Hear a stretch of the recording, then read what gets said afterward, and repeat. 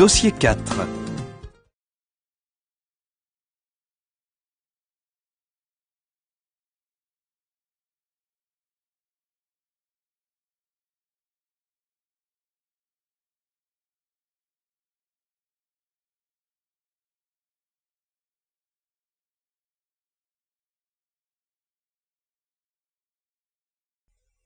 Cet article, extrait du journal Le Huffington Post du 14 octobre 2016, écrit par Ian Truong, expose le problème du développement d'un nouveau modèle économique appelé ubérisation, du nom de l'entreprise Uber, qui met en relation directe, via une application mobile, des personnes qui ont besoin de se déplacer et des chauffeurs.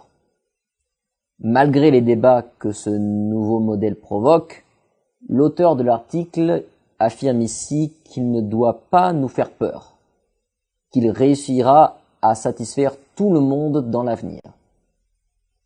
Ce qui nous amène à nous poser la question suivante. Faut-il avoir peur de l'ubérisation ? Alors, dans un premier temps, j'expliquerai le succès de l'ubérisation. Et pour quelle raison ? Uber peut créer des richesses avec notamment l'essor du numérique et la réponse à des besoins jamais satisfaits auparavant. Dans un second temps, je parlerai des inconvénients de ce modèle économique, avec la concurrence déloyale que cela provoque, ainsi que les freins au développement que cela peut engendrer. Commençons par expliquer pour quelles raisons l'ubérisation a été un succès. Ce succès est dû principalement à l'essor du numérique.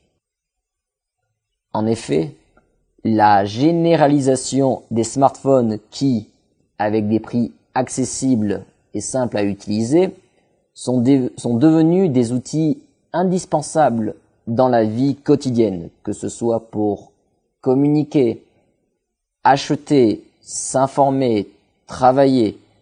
Le smartphone est devenu littéralement une extension de nous-mêmes.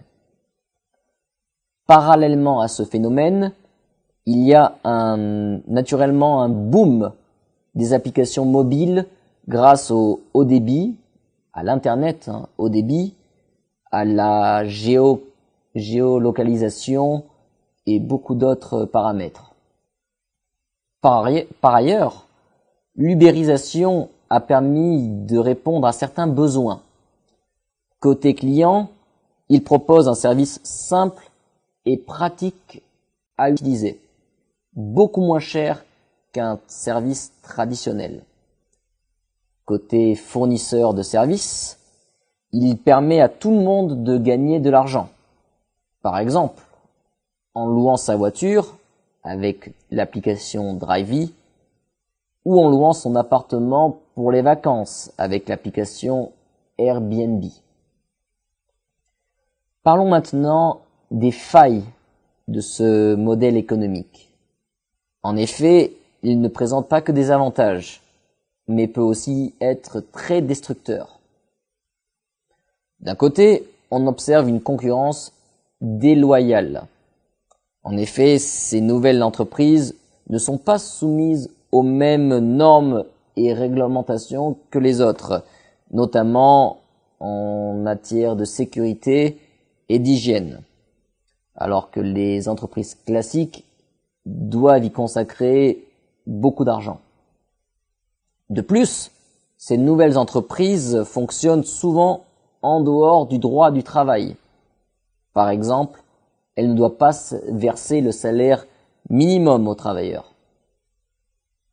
D'un autre côté, cela provoque aussi des freins au développement, entre autres avec l'insatisfaction de certains fournisseurs avec la précarisation de l'emploi des chauffeurs de taxi, qui font plus d'heures de travail pour moins de revenus souvent, alors que les clients, eux, sont satisfaits, donc cela fait un déséquilibre. Aussi, des problèmes juridiques se posent. Effectivement, Uber, par exemple, est devenu illégal dans certains pays comme la France pour son non-respect du droit de travail. Dans d'autres pays comme le Danemark, c'est Uber qui a décidé de partir à cause d'une nouvelle loi qui lui fera perdre de l'argent. En conclusion, je dirais qu'il est rationnel de s'inquiéter de l'ubérisation pour le moment, car il s'agit d'un modèle économique encore en évolution, donc on ne mesure pas encore toutes les conséquences. Je pense donc qu'il faut attendre pour pouvoir vérifier avec le temps si cela va évoluer positivement, comme l'affirme l'auteur de cet article. Je vous remercie pour votre attention.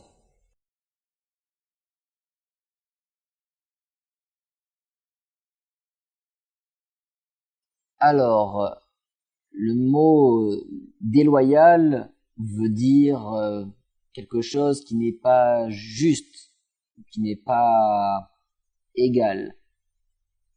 Par exemple, si on parle d'un combat déloyal, ça voudrait dire une personne qui combat avec une arme contre une personne qui combat sans arme. Ce n'est pas juste, ce n'est pas équilibré, donc c'est déloyal.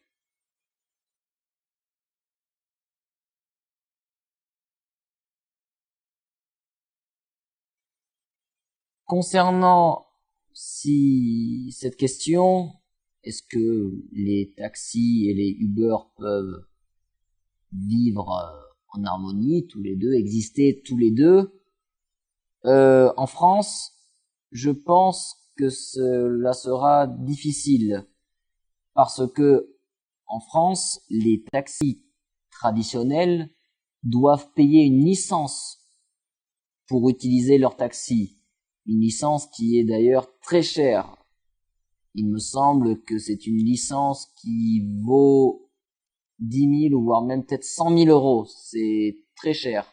Donc même si les taxis le voulaient, ils ne pourraient pas vraiment faire des prix aussi bas que ceux d'Uber. En revanche, ce qu'ils pourraient faire déjà, ce serait d'améliorer leur service. Les taxis parisiens, par exemple, ne sont pas connus pour leur aimabilité, leur sourire et autres, contrairement aux taxis Uber qui proposent un service beaucoup mieux. Les taxis Uber, d'après mon expérience, sont plus souriants, proposent même des bouteilles d'eau gratuitement, ce qui n'est jamais le cas dans les taxis français en tout cas.